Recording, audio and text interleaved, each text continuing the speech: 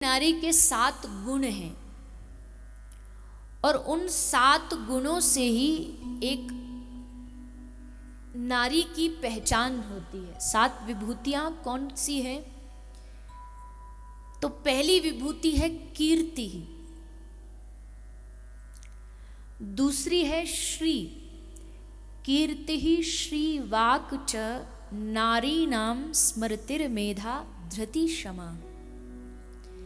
पहली है कीर्ति, यानी नारी की अपनी एक कीर्ति होती है और उसको वो कीर्ति स्थापित नहीं करनी पड़ती, उसको बनी बनाई वो प्राप्त होती है। जैसे उदाहरण के लिए आप किसी बस में यात्रा कर रहे हो, कोई पुरुष बैठा हो, लेकिन वहाँ अचानक कोई नारी आ जाती है और वो देखता है कि ये खड़ी है, तो एक जो सच्चा पुरुष होता है वो अपना आसन छोड़ देता है और नारी को कहता है कि ये आप यहाँ विराजमान हो जाइए। ये नारी की प्रतिष्ठा है।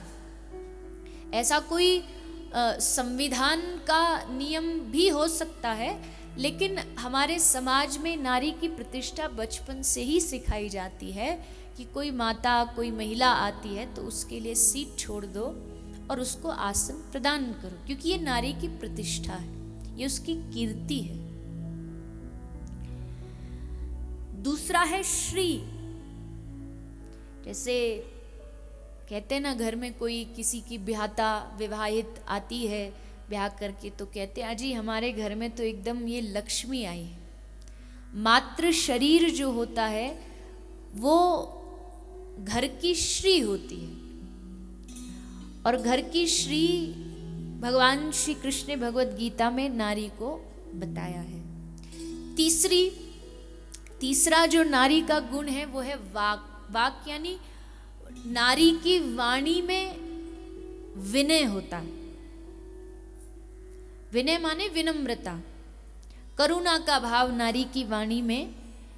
विनय वाणी ये एक नारी की विभूति है। अब वो अलग बात है, कुछ अपवाद हो जाए, कुछ एक आध नारी ऐसी भी होती हैं उनके मुख से जब देखो झगड़ा बगड़ा करती रहती हैं, लड़ती भिड़ती रहती हैं, तो इसका मतलब ये नहीं कि सभी नारियों का उसमें गणना गिनती कर ली जाए।